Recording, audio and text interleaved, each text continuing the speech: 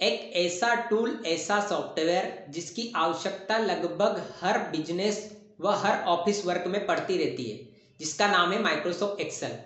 तो आज के इस वीडियो में मैं आपको बताने वाला हूं कि किस तरह से माइक्रोसॉफ्ट एक्सेल में एक स्टूडेंट का रिजल्ट तैयार किया जाता है। तो चलिए शुरू करते हैं जल्दी से इस वीडियो को। हेलो एवरीवन, स्वागत है आपका डिजिटल सौभाग्य में। यदि आपने अभी तक हमारे चैनल को सब्सक्राइब नहीं किया है तो प्लीज़ इसे सब्सक्राइब कीजिए और इस वीडियो को लाइक भी कीजिए।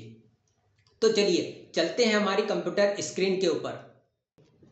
तो आज हम सीखने वाले हैं कि किस तरह स्टूडेंट डेटा का रिजल्ट तैयार किया जाता है। तो यहाँ पर कुछ स्टूडेंट का डेटा दिया हुआ है, हमें इस डेटा का रिजल्ट तैयार करना है। इस डेटा का रिजल्ट तैयार करने के लिए सबसे पहले हम हर स्टूडेंट को टोटल कितने मार्क्स आए उसकी कैलकुलेशन करेंगे। यहाँ पर टोटल मार्क्स निकालने के लिए आपको सिंपल इन सारे सब्जेक्ट को सिलेक्ट करना है और एक सेल आगे तक आ जाना है। अब यहाँ पर ऑटो सम में जब आप जाओगे तो सम का फंक्शन है, इस पर क्लिक कीजिए, इसका सम हो जाएगा। इस तरह से आपके पास इसका सम आ जाएगा। अब इसको यहाँ से आप पकड़कर नीचे ड्रैग कर सकते हैं। इस तरह से आपके पास सारे स्टूडेंट का टोटल निकल जाएगा। ये टोटल निकालने का एक और तरीका होता है। इसके लिए आपको यहाँ पर टाइप करना है =SUM ब्रैकेट। अब यहाँ पर आपको उन सब्जेक्ट की रेंज देना है जो आपके सब्जेक्ट है। मेरे सब्जेक्ट यहाँ पर D6 से लगाकर G6 तक के हैं, तो यहाँ पर मैंने रेंज दी D6 से लगाकर G6 bracket close and inter. तो भी आपका टोटल निकल जाएगा और फिर इसको यहाँ से पकड़कर नीचे तक आप ड्रैग कर सकते हैं, तो सबका निकल जाएगा। इसी तरह से मुझे यहाँ पर परसेंटेज निकालना है। परसेंटेज निकालने के लिए आपको ये मेरा टोटल है, तो मैं इसको क्लिक करूँगा टोटल, यानी कि H6 जो सेल है मेरा, इसको डिवाइड करेंगे। यहाँ पर टोटल 4 सब्जेक्ट है, यानी कि मैं मान रहा हूँ कि यहाँ टोटल 400, ये 295 जो आया मेरे को 400 में से आए हैं। तो मैं यहाँ पर इसको डिवाइड करूँगा 400 इंटू 100 एंड इंटर। इस तरह से इसका परसेंटेज निकल जाएगा। अब इसको मैं नीचे ड्रैग करूँगा तो सभी का परसेंटेज मेरे सामने आ जाएगा।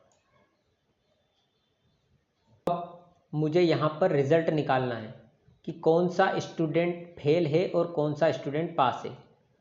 उसके लिए पहले हम यहाँ पर एक काउंटिंग करने वाले हैं, यानी कि कौन सा स्टूडेंट कितने सब्जेक्ट, इन चारों सब्जेक्ट में से कितने सब्जेक्ट में फेल है, उसको हम यहाँ पर गिनने वाले हैं।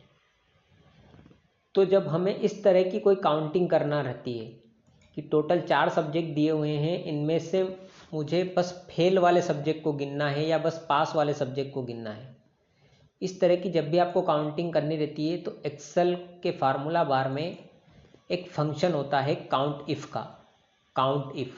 तो यहाँ से मैं काउंट इफ़ का फंक्शन ले रहा हूँ, इसको ओके किया। अब यहाँ पर मुझे रेंज देना है कि मेरे को कितने सब्जेक्ट में से गिनना है। मेरे को इन चारों सब्जेक्ट में से गिनना है, तो मैं यहाँ पर इन चारों सब्जेक्ट की रेंज दे देता हूँ कि मुझे D6 से लगाकर G6 तक के सब्जेक्ट को गिनना है। और यहाँ पर आपको वो क्राइटेरिया डालना है जिन लोगों को आप, जिन सब्जेक्ट्स को आपको गिनना है। यानी कि यहाँ पर मैं D6 से लगाकर G6 के सब्जेक्ट में से फेल सब्जेक्ट को गिन रहा हूँ, तो मैं फेल किसको मान रहा हूँ, 33 से कम वाले को। तो मैं यहाँ पर क्राइटेरिया डाल दूँगा <33। यानी कि मुझे D6 से लगाकर G6 तक के सब्जेक्ट में से ऐसे सब्जेक्ट्स जिसमें 33 से कम मार्क्स आए उनको गिनना है। तो मैंने यहाँ क्राइटेरिया डाल दिया <33 और इसको ओके किया। तो यहाँ पर वो उन सारे सब्जेक्ट को काउंटिंग हो जाएगी जो जितने सब्जेक्ट में फेल है। ये वाला स्टूडेंट अगर 0 सब्जेक्ट में फेल है, ये वाला 1 में है, ये वाला 1 में है, ये वाला स्टूडेंट 2 सब्जेक्ट में फेल है, ये वाला 2 सब्जेक्ट में फेल है। इस तरह से यहाँ पर सारी काउंटिंग हो गई है कि कौन सा स्टूडेंट कितने सब्जेक्ट में फेल है। अब यहाँ पर हम रिजल्ट निकाल सकते हैं कि कौन सा स्टूडेंट फेल है या कौन सा स्टूडेंट पास है।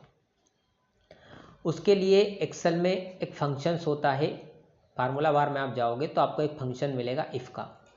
इस पर जब आप क्लिक करोगे तो यहाँ पर मुझे इस टेबल में से कोई एक ऐसा कॉलम देखना है जिसको देख के मैं बता सकता हूँ कि कौन स्टूडेंट फेल है और कौन पास है।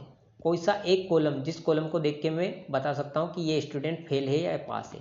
तो यहाँ पर अभी अपन ने जो काउंटिंग की है फेल वाले सब्जेक्ट की, इसको देख के अपन बता सकते हैं कि कौन सा स्टूडेंट फेल है या पास है। कैसे? यानी कि जो स्टूडेंट 0 सब्जेक्ट में फेल है वो स्टूडेंट पास है। अगर जो स्टूडेंट एक भी सब्जेक्ट में फेल हुआ वो स्टूडेंट फेल है। तो वही लॉजिक अपन इस कॉलम के ऊपर लगा देंगे। तो इफ़ के फंक्शन में हमें वही लॉजिक लगाना है।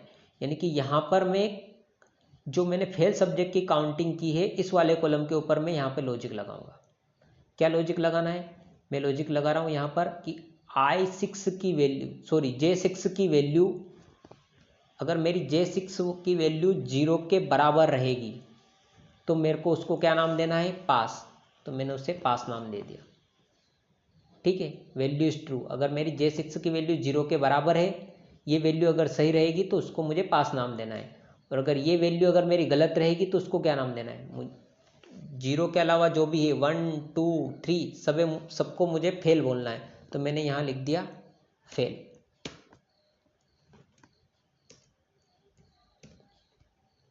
और इंटर कर दिया।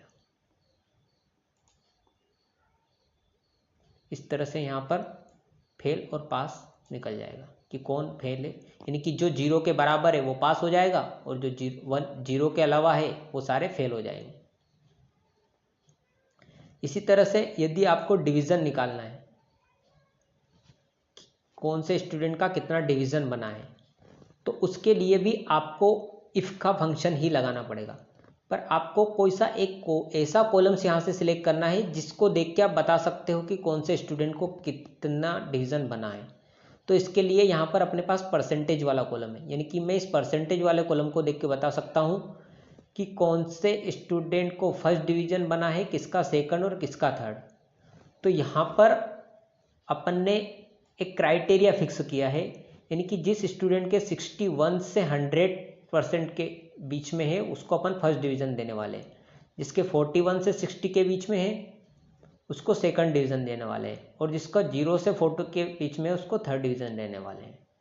तो यही क्राइटेरिया अपन परसेंटेज के ऊपर लगा देंगे। तो मैं यहाँ पर डिवीज़न निकालने के लिए इफ़ का फंक्शंस लेता हूँ। अब ये क्राइटेरिया अपन को परसेंटेज वाले पर देना है। यानी कि ये परसेंटेज वाले सेल की वैल्यू फर्स्ट डिवीज़न अपन किसको दे रहे हैं? 60 से ऊपर। तो यहाँ पे डालना है कि इज़ ग्रेटर देन 60। यानी कि इस I6 की वैल्यू अगर 60 से ज़्यादा रहेगी तो आपको उसको क्या देना है? First division. तो मैं यहाँ पर लिख देता हूँ फर्स्ट।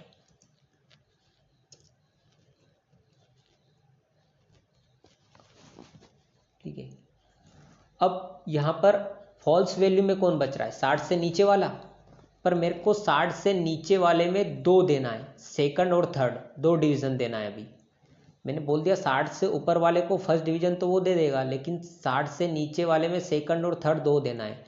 तो मेरे पास यहाँ पर फॉल्स वैल्यू में एक ही बॉक्स बचा हुआ है। तो मैं यहाँ से फॉल्स वैल्यू वाले पर जाकर यहाँ से इफ़ का फंक्शन वापस से उठाऊँगा। मैं इफ़ पर क्लिक करूँगा तो मेरे पास वापस से इफ़ का फंक्शन आ जाएगा।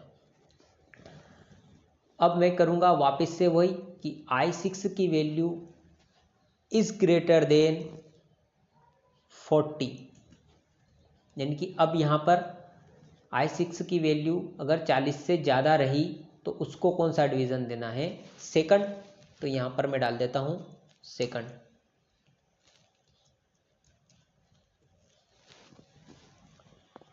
अब बच कौन रहा है फॉल्स वैल्यू में? 40 से नीचे वाला। और मुझे 40 से नीचे वाले को सभी को क्या देना है, थर्ड, तो मैंने यहाँ पे डाल दिया थर्ड।